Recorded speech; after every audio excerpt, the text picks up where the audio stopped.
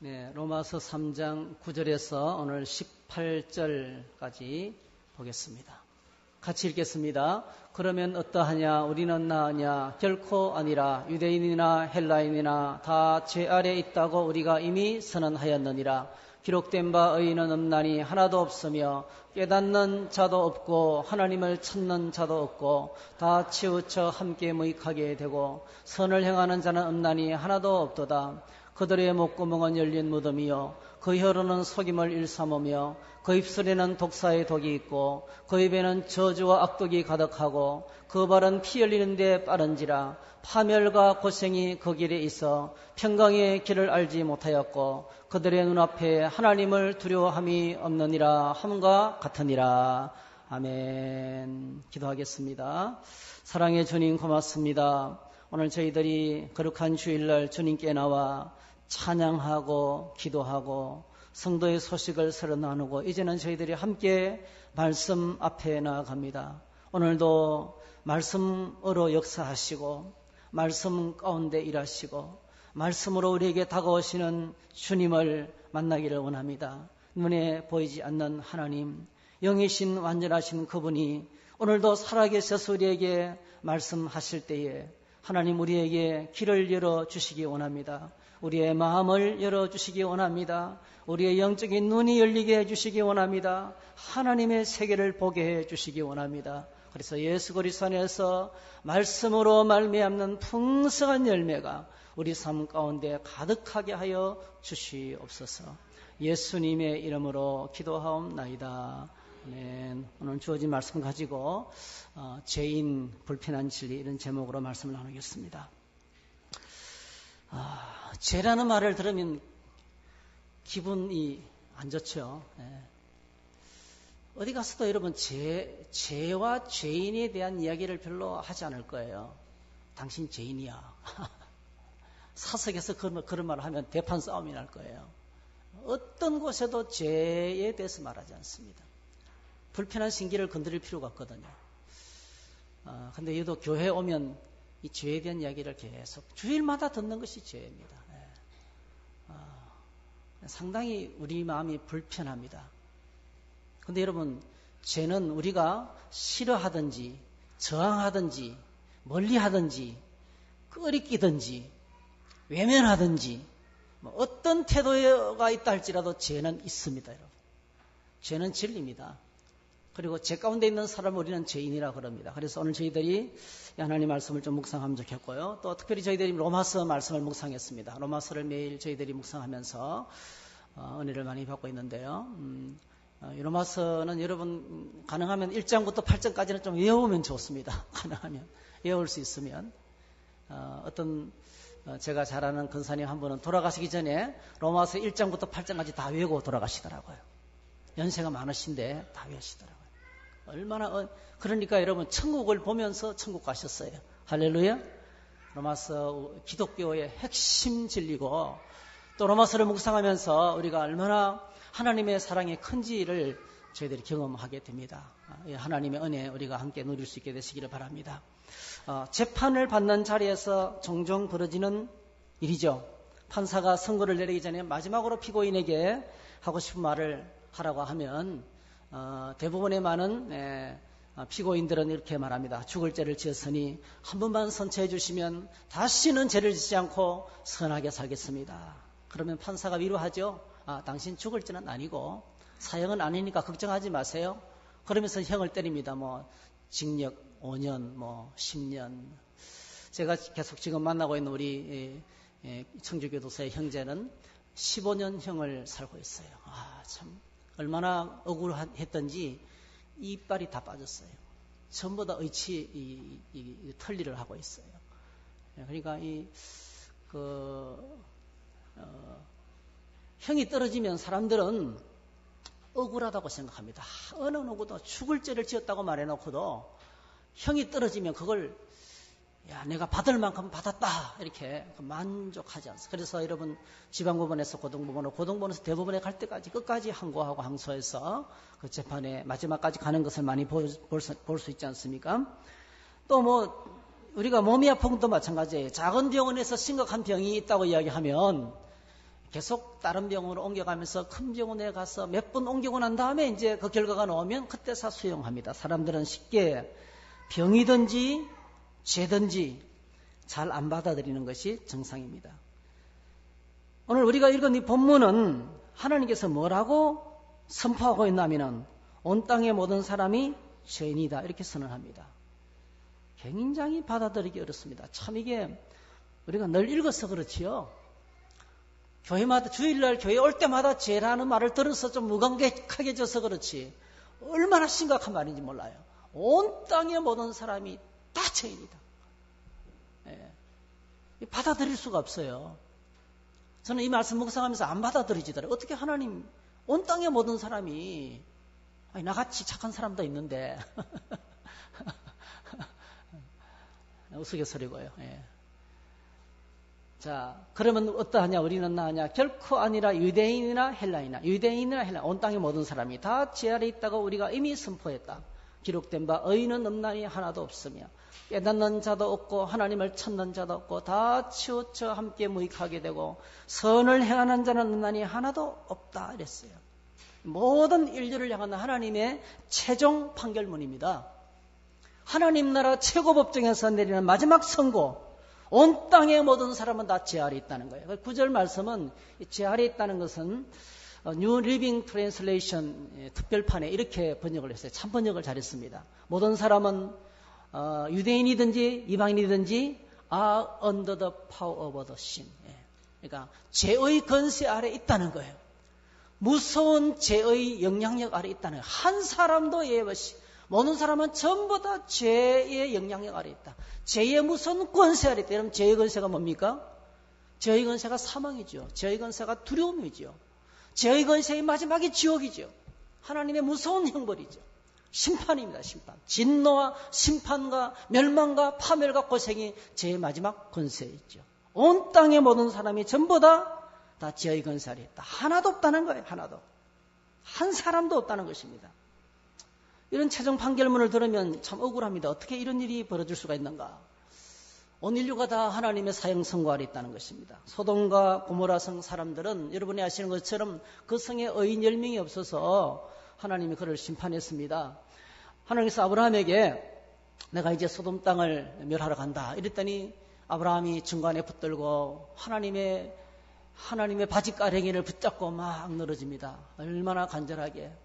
그 땅에 사랑하는 조카가 살고 있는데 그 땅에 그래도 다 부패했지만은 몇 사람은 그래도 하나님을 섬기고 있는 사람이 번듯이 있을 것인데 아무리 세상이 약해도 진실되게 살아가는 사람이 어디에나 있을 것인데 그러면서 아브라함이 붙들고 하나님께 간청하는데 하나님 그 성에 의인 50명만 있으면 어떻게 하시겠습니까? 50명 있어도 멸하지 않겠다. 계속 이제 카운트대로 내려가죠. 45명 있으면 어떻게 하시겠습니까? 30명 있으면 어떻게 하시겠습니까? 20명이 있으면 어떻게 하시겠습니까? 10명이 있으면 어떻게 하시겠습니까? 10명이 있어도 내가 멸하지 않겠다 그랬어요. 놀라운 사실은 불편한 진실은 소돔 고모라 땅에 의인 10명이 없었어요. 그래서 불로 심판을 받았습니다. 불심판을 받았습니다. 평화의 도성이라는 이름을 가지고 있는 예루살렘 성은 더 심했어요. 예레미야 5장 1절에 보니까 너희는 예루살렘 거리로 빨리 다니며 그 넓은 거리에서 쳐다보고 알라. 너희가 만일 정의를 행하며 진리를 구하는 자를 한 사람이라도 찾으면 내가 이 성읍을 용서하리라. 진리를 구하는 의로운 사람 한 사람만 있어도 내가 이 예루살렘 성을 멸하지 않겠다. 놀랍게도 이것은 그러나 한 명이 없었어요.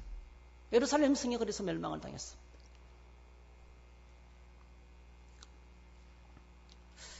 참 받아들이기 어려운 사실이죠.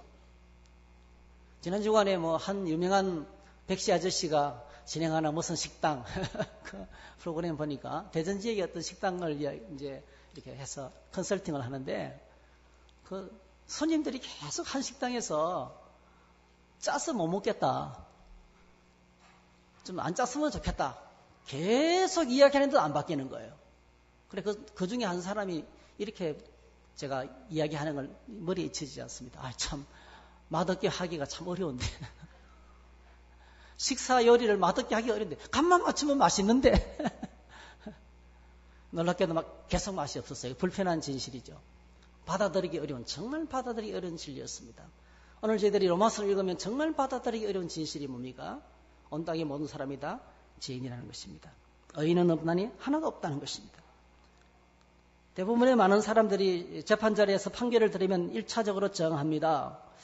또 이 하나님 말씀을 들으면 정하고 싶은 마음이 생겨요. 하나님 청주시에 85만 명이 살고 있는데 한 사람도 예의 없이 다 죄인이라니요. 이 땅에 전문가들과 박사들과 뛰어난 사람들이 그렇게 많고 하나님을 아는 지식이 없다는 것은 이해가 되지 않습니다. 수만의 교회들이 있고 수많은 교회들이 있고 1000만 명에 해당하는 신자들이 새벽을 깨우며 기도하고 자신을 불태우며 헌신하고 봉사하고 있는데 의인한 사람이 없다니요. 이런 저항을 우리가 한민족 전체가 죄인이라는 사실을 우리가 받아들이기 어렵습니다. 그래서 우리가 죄가 뭔지를 좀 생각해야 되겠어요. 여러분. 죄가 뭔지 죄인이 뭔지를 생각해야 돼요. 죄에 대한 사전적인 정의는 이렇습니다. 양심이나 도리에서 벗어난 행위, 잘못과 허물로 인하여 벌을 받을 만한 일. 이게 이제 사전에 나오는 정의입니다. 거의 모든 한국어 사전에 다 이렇게 나와요. 사전에는요, 죄의 정의가 뭡니까? 양심이나 도리에 벗어난 행위, 그 다음에 잘못과 허물로 인하여 벌을 받을 만한 일. 이 정의에 의하면요, 죄는 드러나지 않으면 죄가 아닌 거예요. 숨겨져 있을 동안에는 죄가 아닌 거예요. 이 사전적인 의미의 정의는 행동에 초점이 맞춰져 있어요. 행위에. 그 사람의 행위가 죄인 것이 드러나야 되는데 발각이 돼야 되는 거예요. 그때서 죄가 되는 거예요. doing에 초점을 맞춘 것입니다. 그런데 웨스트민스터 소유리 문답에 나오는 죄의 정의는 이렇습니다. 한번 같이 읽어볼까요? 시작. 죄는 하나님의 율법에 복종하려는 마음이 없거나 그것을 거역하는 것. 죄는요, doing이 아니고요, 어떤 상태를 얘기하는 거예요. 우리 마음. 하나님의 법에 복종하지 않으려는 마음. 또 어떤 상태입니까? 그것을 거역하는 상태, 계속 밀어내고 있는 상태를 이야기한다는 거죠. 그래서 세상의 죄는 행위에 초점을 맞추고 있지만은 오늘 하나님께서 우리에게 말씀하시는 죄는 being입니다. being. 상태. 우리가 어떤 상태에 있느냐를 이야기하고 있다는 것입니다.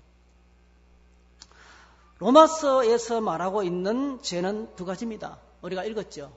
우리가 말씀 묵상했는데 로마서 1장 21절에 첫 번째로 하나님을 찾지 않는 것, 하나님을 예배하지 않는 것, 하나님을 알되 하나님을 영화롭게도 아니하며 감사하지도 아니하고 오히려 그 생각이 험하여지며 미련한 마음이 어두워진다니 스스로 지혜 있다나 어리석게 되어 이렇게 쭉 나옵니다. 굉장히 사람은 스스로 똑똑하다고 생각해요. 근데 얼마나 어리석은지 잘 되려고 발버둥 치는데 계속 망가뜨리고 있어요. 계속 망가뜨리고 있습니다.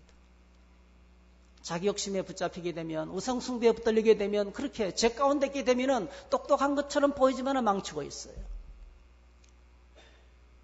하나님을 예배하지 않는 것. 두 번째로는 로마서 1장 28절. 또한 그들의 마음에 하나님 두기를 싫어하며, 그러니까 성경에서 말씀하고 있는 죄는요, 정확하게 말씀드리면 하나님이 없는 상태를 가리킵니다. 하나님이 없는 상태가 죄입니다. 제가 뭐라고요? 시험 칠 거예요. 하나님이 없는 상태가 죄입니다. 그럼 죄인은 뭐겠습니까? 하나님이 없는 상태로 살아가는 사람, 그렇죠?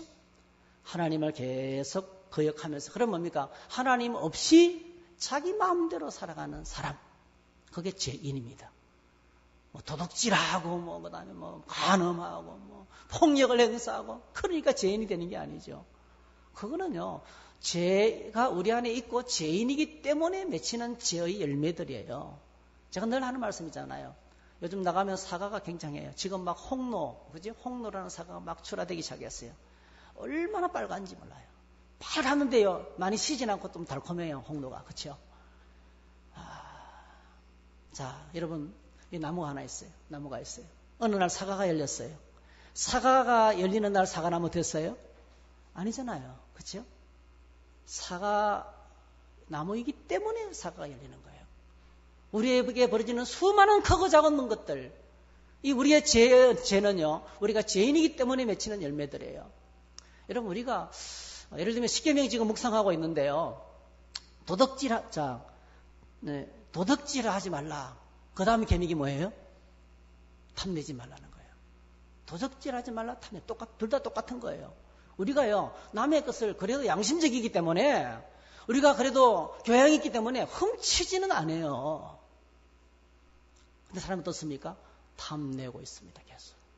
똑같은 죄예요. 똑같이 무서운 죄라고요. 죄는 그냥 뭔가를 행동하는 것이 아니에요. 우리 마음의 상태에 거기에 대해서 욕심을 갖고 탐내고 있으면 이미 죄를 짓는 심각한 죄를 범하고 있는 것이죠. 그래서 사람들은 교회 나와서 죄라는 이야기를 들으면 마음이 불편해요. 불편하다는 것은 좀 이게 안 듣고 싶다는 거예요. 저항하는 마음이 우리 안에 우리 모두가 다 그렇습니다. 누가 나에게 당신 죄인이지 이래 물으면 기분 나빠요. 굉장히 기분 나쁩니다. 그러니까 믿음이 없이 예배 드린다는 것은 얼마나 힘든지 몰라요. 믿음이 없고 하나님 은혜 속에 나아가지 못하면 예배하는 만큼이나 불쾌할 수가 없어요. 저절로 저항이 일어나는 것입니다. 1973년도 미국 인문주의자들이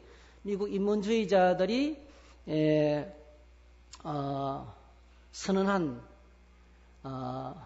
선언문입니다. 1973년도 이후에 계속 이런 선언을 했어요. 뭐 계몽주의자들이 선언하고 똑같습니다. 인간중심주의자들이 내거는 선언문. 한번 같이 읽어볼까요? 시작. 우리는 초자연적인 존재를 믿을 만한 충분한 증거를 찾지 못했다. 계시, 하나님, 의식, 신조 따위를 인간의 필요나 경험보다 위에 두는 전통적이고 독선적이고 권위주의적인 종교는 인간에게 해악만 끼쳐왔다. 우리는 인간에 대한 어떤 신적인 목적이나 섭리도 발견할 수 없다. 어떤 신도 우리를 구원할 수 없다. 우리는 스스로 구원할 것이다. 그랬어요. 인터넷 들어가면 바로 나와요.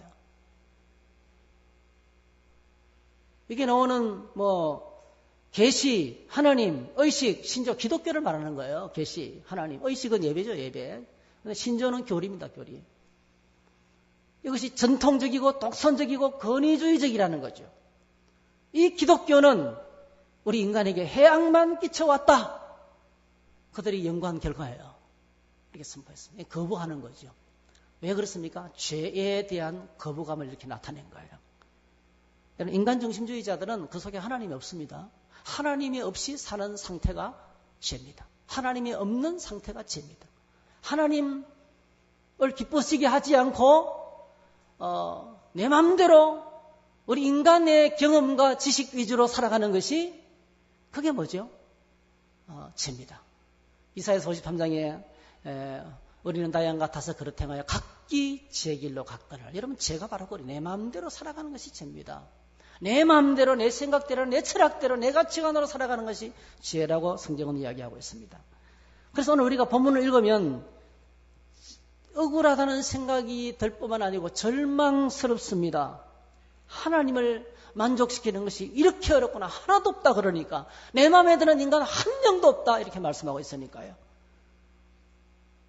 희망을 찾을 수가 없고 절망적이고 비판적입니다. 근데 진리는 바꿀 수가 없습니다. 진리는 바꿀 수가 없어요.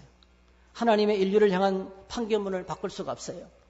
우리가 인정할 수 없고 저항해도 하나님의 판결은 공평하고 의롭고 거룩합니다. 이것은 사도 바울의 개인적인 의견이 아닙니다. 그래서 사도 바울도 이 구약 성경 전체를 인용해가지고 10절에서 18절까지 하나님의 판결문을 보충하고 있어요. 우리가 죄인인 증거.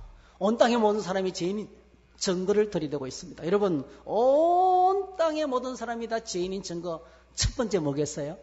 이거는 성경을 보지 않아도 돼요. 모든 사람은 다 죽는다는 겁니다.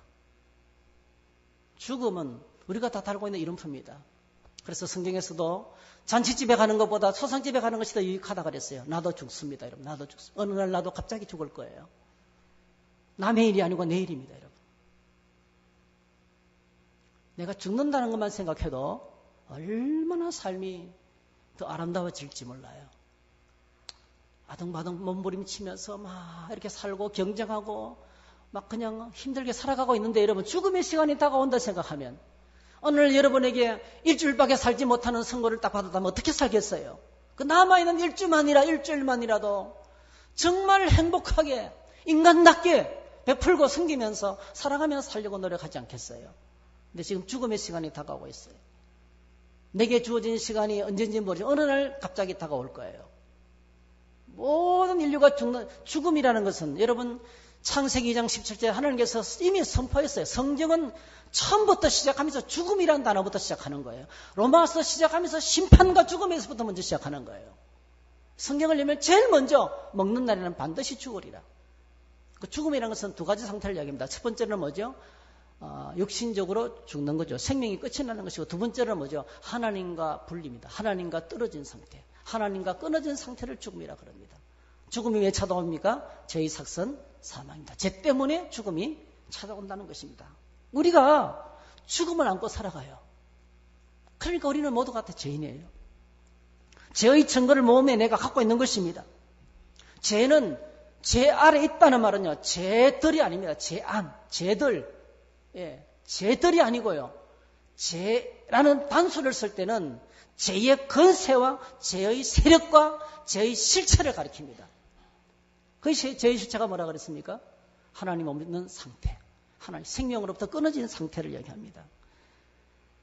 인류의 역사는 죄의 역사라고 할 수 있어요. 오늘도 나라마다 죄를 줄여보려고 얼마나 노력하는지 모릅니다. 경찰관 숫자를 늘리고 첨단 수사 장비를 도입하고 교도소를 세우고 교도 프로그램을 개발하고 범죄와의 전쟁을 선포하고 테러와의 전쟁을 선포하고 마약과의 전쟁을 선포하고 사람들을 교육시키고, 여러분 갈수록 죄는 더 악랄해지고 통제불능의 세상이 되고 있습니다. 오늘 우리가 살아가는 세상이.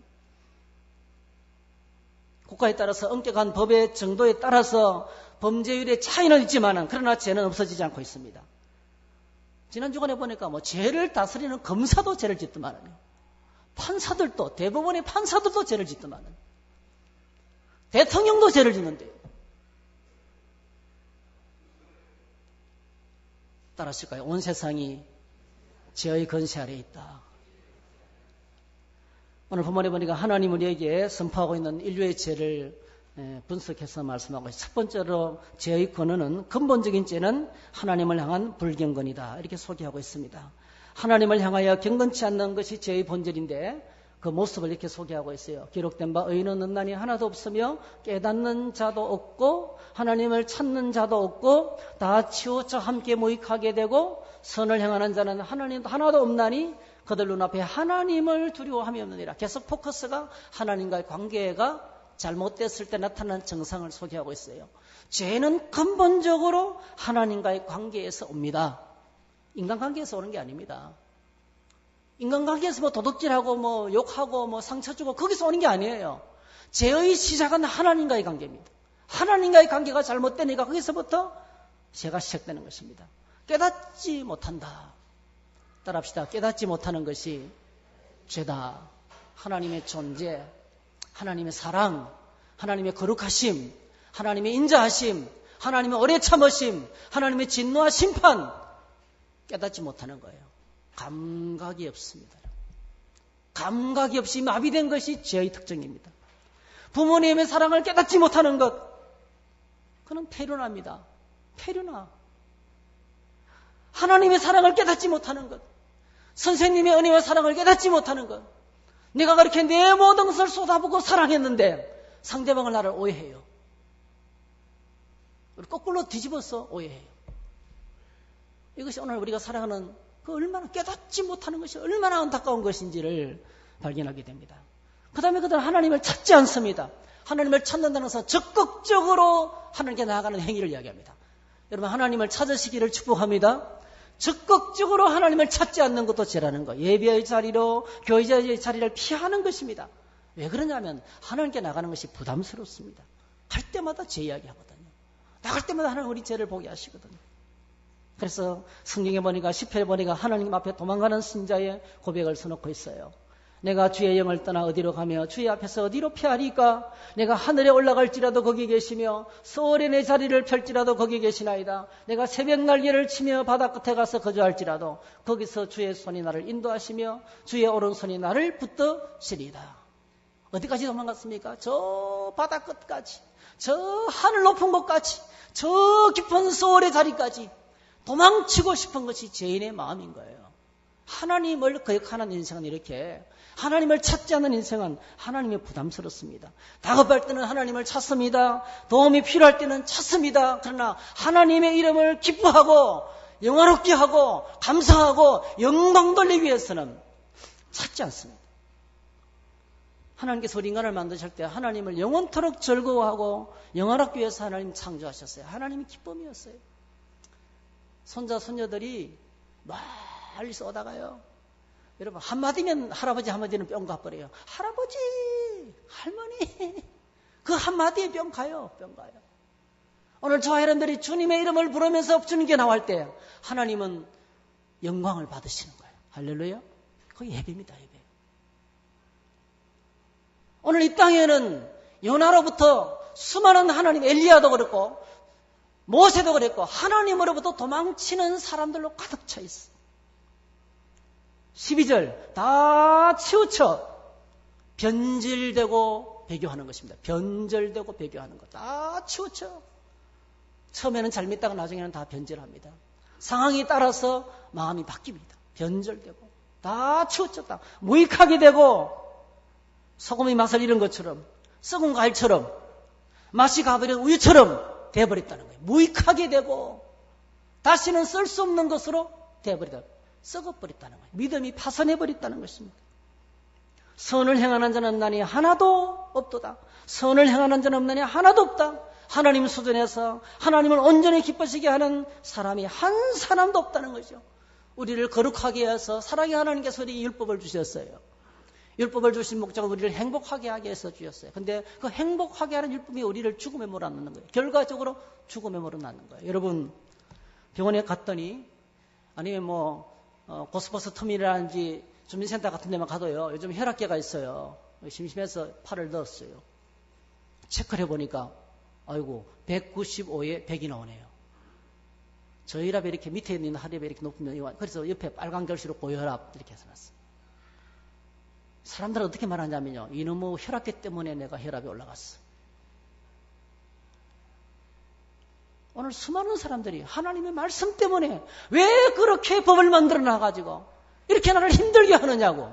여러분 율법이 있기 전에도 내가 죄인이었습니다. 혈압계가 있기 전에도 체크하기 전에도 고혈압 상태로 있었어요. 몰랐을 뿐이지. 오늘 성경에 율법은 죄를 깨닫게 한다는 게 있어요. 죄를. 우리의 죄를 보게 하시고 할렐루야. 아 고혈압이구나 깨닫게 하고 병원 치료를 받게 하고 다시 회복될 수 있는 길을 주시니 얼마나 좋아요. 근데 사람들은 그렇게 생각 안 해요. 이놈의 혈압계 때문에 내가 망했다 그래요. 율법 때문에 내가 다 죽게 됐다는 거예요. 아닙니다 여러분. 율법은 거룩한 거예요. 로마서 3장 말씀 마지막 부분이 그거잖아요. 율법은 우리가 믿음으로 말미암아 율법이 더 굳게 선다 했어요. 믿음으로 말미암아 율법이 더 굳게 선다 그랬었습니다. 그게 그 말인 것입니다.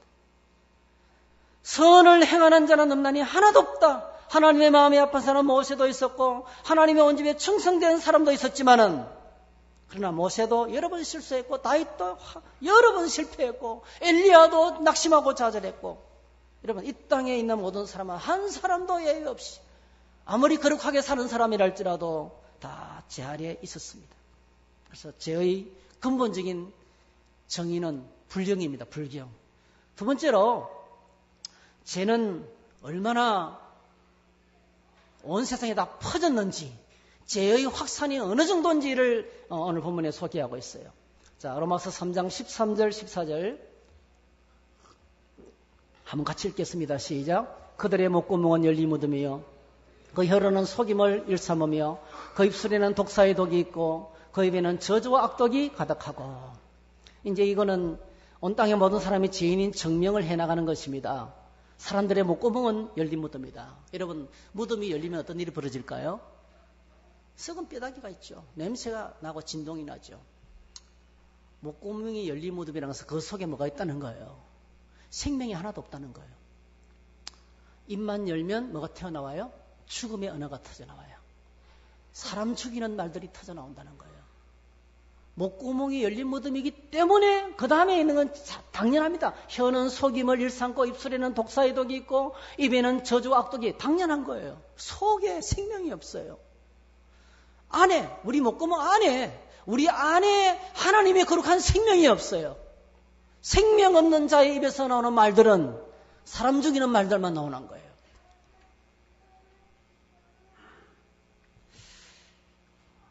입술에는 독사의 독이 있고, 혹시 여러분 독사에 물려보신 분들 있어요?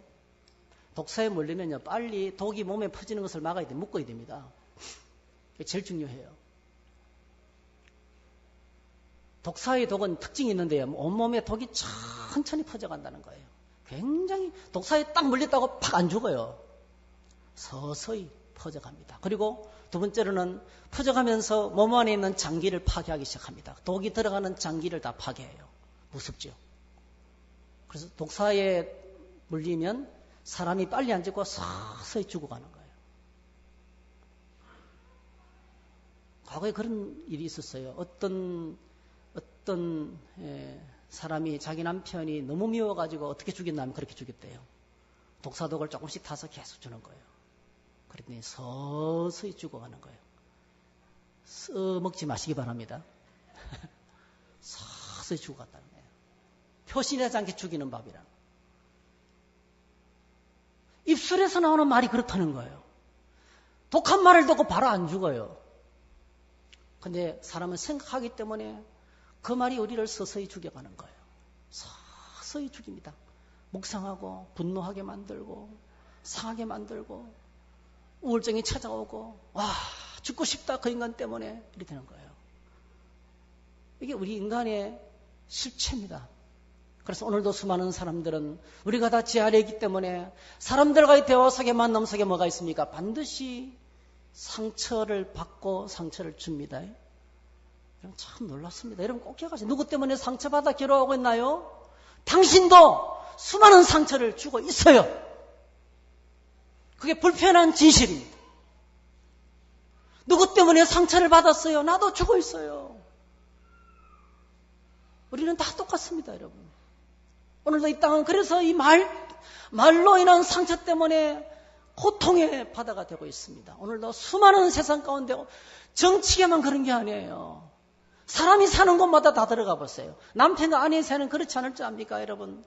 말 않고 있는 한 사람이 있어서 그래요. 다 새기면서 한 사람이 가만히 있어서 그렇지요. 맞받아치기 시작하면 끝나는 거예요.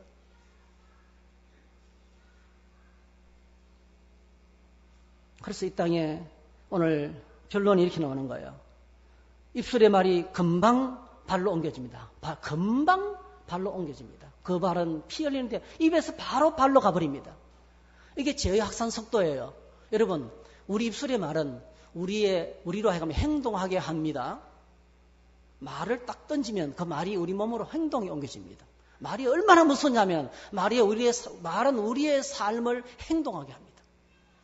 그래서 발로 금방 옮겨지는 거예요. 금방.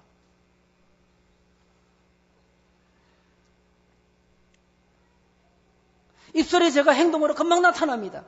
그 결과 어떻게 됩니까? 파멸과 고생과 평강을 잃어버렸어요. 파멸과 고생과 평강을 잃어버린 상태가 되는 것입니다. 이것이 제일 무서운 확산 능력입니다. 편만함, 온 세상 구석구석. 전적 부패라고 해요. 전적으로 부패했어요. 죄가 퍼지지 않는 곳은 없습니다. 38선 비무장지대도 죄가 있습니다, 여러분. 목구멍과 혀와 입술과 입과 마음의 통로로 이 모든 것들이 전부 다 뭐죠? 퍼져나가는 통로예요. 우리 마음이 전적으로 부패했다는 것입니다. 창세기 6장 5절에 보니까 여호와께서 사람의 죄악이 세상에 가득함과 그의 마음으로 생각하는 모든 계획이 항상 악할 뿐임을 보시고, 여호와께서 보시고, 한번 따라합시다. 여호와께서 보시고. 하나님 지금 우리를 보고 계세요. 뭘 보고 계십니까? 우리의 내면 상태를 보고 계시는 거예요. 이걸 가리켜서 하나님은 불꽃 같은 눈이라 그래요. 하나님의 불꽃 같은 눈은 가면 뒤에 얼굴을 본다는 거예요. 겉으로 보는 게 아니고 속 깊숙이 보는 거죠. 내시경도 못 찾아내는 우리 심장의 상태를 하나님 보고 계시다는 거죠. 내 마음의 상태가 하나님이 계신가? 그것이 하나님이 계신가? 그래서 내 마음대로 살고 있는가, 나의 상태를 정확하게 진단하고 계시다는 거예요. 하나님이 보시니까 어떻습니까? 온 땅의 모든 사람의 생각이, 그 마음의 생각, 모든 계획 항상 악하다, 이렇게 판단합니다. 예레미야 17장 9절에는 더 심합니다. 만물보다 거짓되고 심히 부패한 것은 인간의 마음이다, 이렇게 소개하고 있어요. 이게 죄의 보편성입니다. 죄의 확산성입니다. 죄는 이렇게 퍼져가서 온 땅에 충만하다는 거예요. 그 다음에 세 번째로 죄는 그래서 보편적이죠. 그래서 죄는 보편적입니다. 의인은 없나니 하나도 없다, 이렇게 이런 결과가 오는 거죠. 그러면 죄의 결과가 어떻게 됐습니까? 우리가 읽었습니다. 파멸과 고생이 그 길에 있어 평강의 길을 알지 못하였고 그들의 눈앞에 하나님을 두려워함이 없다. 이거 읽으면 그냥 캄캄해요. 여러분, 사람들을 바라볼 때 절망하지요. 야, 저 인간하고 계속 살아야 되나? 저 인간하고 계속 근무해야 되나? 우리 안에 절망이 찾아오잖아요. 이러지도 못하고 저러지도 못하는 절망이 찾아오고 있잖아요. 오늘 저희들이 삶의 현장에서 맨날 만나는 것, 절망이에요. 죄의 건세 때문에 나오는 절망이, 야, 이거 계속 해야 되나 말아야 되나? 여러분, 그거는 내 개인적인 문제가 아닙니다. 온 인류의 운명입니다. 온 인류가 모든 사람이 절망의 터널에 갇혔어요. 희망이 전혀 없습니다. 사람만 쳐다보면, 여러분, 사람만이 희망이다, 웃기는 소리 하지 말아가세요. 수많은 사람만이 희망이다. 사람 안에 선한 것이 없어요. 전적으로 부패했어요. 자기중심적이에요. 자기밖에 몰라요. 그게 무슨 희망이 있어요? 그는 성경을 모르는 사람이에요. 그는 진리에 대해서 고민해보지 않은 사람이에요. 그는 나타나는 현상만 보고 하는 소리예요. 너무 인간의 가치를 절대시한 거예요. 인간을 하나님으로 착각하는 거예요. 사람은 태어날 때부터 악해요. 사람 속에 희망이 없습니다. 절망의 터널에 갇힌 거예요. 터널이 무너져 내렸어요. 과거에 종종 이런 일이 있었죠. 우리나라에도 이런 일이 많았습니다. 지금은 이제 그렇게 워낙 발달했어요. 과거에는 여러분, 석탄을 패는 갱도에 그 버팀목을 이어가면서 막 작업하다가 종종 갱도가 무너져서 안에 사람이 갇히는 일이 많았어요. 여러분, 작업하고 있는데 공기도 얼마 없는데 물도 얼마 없는데 갱도가 무너져서 갇혔다고 생각해 보세요. 끝나는 거죠. 절망의 포로가 되는 거예요. 죽음의 공포의 포로가 되는 거예요. 그런데 맨날 며칠 겨우 견뎠는데 드디어 구조팀이 들어와가지고 구멍이 뻥 뚫렸어요. 한쪽 벽에 구멍이 뚫리는 순간에 빛이 싹 들어왔어요. 그 엄청난 터널에 빛이 들어왔어요. 살았다 외치는 거죠. 이것이 복음이에요. 오늘 하나님께서 우리에게 뭘 말씀해 주고 있냐면, 인류는 전체가 다 터널 속에 갇혀있는, 이러지도 못하고 저러지도 못하고 죽음의 터널에 갇혀있는 운명이었다는 거예요.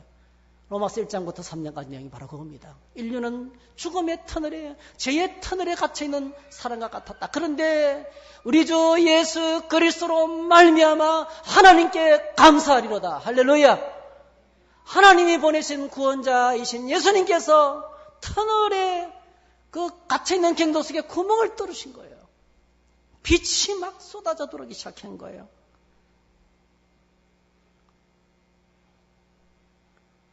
로마서 3장 21절 22절 그냥 같이 읽겠습니다. 시작. 이제는 율법 외에 하나님의 한 의가 나타났으니 율법과 선지자들에게 증거를 받은 것이라. 곧 예수 그리스도를 믿음으로 말미암아 모든 믿는 자에게 미치는 하나님의 의인이 차별이 없느니라. 참 차별이 없느니라. 너무 감사해요. 모든 믿는 자에게 빛이 비치기 시작합니다. 하나님의 빛이 비치기 시작합니다. 주의 성령이 내게 임하였으니 이는 가난한 자에게 복음을 전하게 하시려고, 눌린 자를 자유케 하고 갇힌 자를 자유케 하고 눈먼 자를 보게 하시고 주님의 은혜의 해를 선포하게 하려 하심이라. 할렐루야. 예수님이 오셔서 꽉 막힌 인생의 어둠 속에 있던 저와 여러분들, 빛의 터널을 뚫어주신 거예요. 예수 그리스도, 율법 외에 한 의가 나타났으니 율법과 선지자, 구약 성경에서 증거를 받은 것이라. 곧 예수 그리스도를 믿음으로 말미암아 모든 믿는 자에게 하나님의 빛이 비친 것입니다. 그래서 오늘 저와 여러분들이 은혜를 받으려면 반드시 우리가 기억해야 될 것이 있어요. 예수 그리스도 주시는 구원의 은혜, 하나님의 은혜, 의의 은혜, 제사함의 은혜, 영생의 은혜, 하나님의 은혜 속으로 나가기 위해서 반드시 거쳐야 될 것이 있어요. 그 우리가 만나야 될 것이 있어요. 그게 십자가입니다. 십자가를 만나야 돼요. 십자가는 죽음이죠. 예, 우리 절망을 만나야 돼요. 절망을. 이제는 끝이구나를 만나야 돼요. 내가 죄인인 것을 보아야 돼요. 칼빈이 이렇게 말했습니다. 우리가 우리 자신을 바로 알면 자기 자신을 믿지 않게 될 것이다. 내가 누군지를 바로 알면 자신이 믿을 수 없는 존재라는 것을 알게 될 것이다. 어거스틴이 이렇게 말했어요. 세상에는 두 종류의 죄인이 있는데 하나는 내가 죄인이라고 하는 죄인이 있고 하나는 내가 의인이라고 하는 죄인이 있다는 것입니다. 우리가 하나님의 은혜의 보좌에 나가면 반드시 십자가를 만나야 돼요. 십자가에서 내 죄를 보고 내 죄를 철저히 발견하고 하나님 나에게 희망이었군요. 하나님 나에게 희망이었군요. 그 절망 속에 갇혔을 때 비로소 뭐죠? 우리 인생의 터널을 뚫고 빛을 비춰주시면서 빛으로 다가오시는 그 주님을 감격스럽게 맞이할 수가 있게 됩니다. 십자가를 통과하지 않고는 부활도 없고 성천도 없고 영광이 없습니다. 천국도 없습니다. 여러분 인정하셔야 돼요. 그래서 불편하지만은 참 이게 받아들이기 어렵지만은 하나님 나는 죄인입니다. 한번 따라 하실까요? 하나님 나는 죄인입니다. 주님께 나갈 때마다 고백해야 돼요. 그래서 또 가면서 하나님 나의 모든 죄를 주님 십자가에서 다 해결해 주셨군요. 주님의 십자가에서 다 처리하셨군요. 할렐루야! 죄를 인정해야 처리를 받을 수 있는 것입니다. 정리하겠습니다. 구원은 우리의 상태가 바뀌는 것입니다. 죄의 상태에서 의의 상태로 옮겨지는 것이 구원입니다. 구원은 상태가 변하는 것입니다. 하나님 안 계신 마음에 하나님 모신 마음으로 바뀌는 것이 구원인 것입니다. 구원은 죄인된 삶에서 의인된 삶으로 변하는 것입니다. 전에는 입술에 똑이 가득했지만은, 전에는 우리의 목구름이 열린 무덤이었지만은, 전에는 독사의 독이 내 입에 있었지만은, 말만 하면 상처받고 상처를 주었지만은, 그러나 구원이 임하면 생명의 언어가 나오기 시작하는 거예요. 할렐루야! 생명의 언어. 용서하고, 용납하고, 사랑하고, 축복하고, 격려하고, 용기를 주는 말들이 우리 입술에서 나오기 시작하는 거예요. 그래서 여러분 예수 믿고 난 다음에 최고의 변화는 우리 입술의 변화입니다.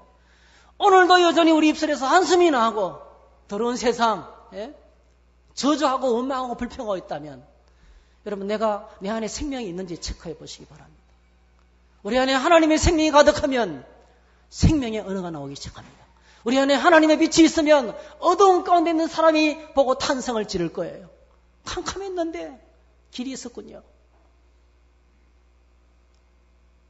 그래서 주님의 구원의 최고의 변화는 입술의 언어에서부터 나옵니다. 여러분의 언어가 살리는 말로 가득 차기를 축복합니다. 여러분의 언어가 하나님 안에서 거룩해지기를 축복합니다.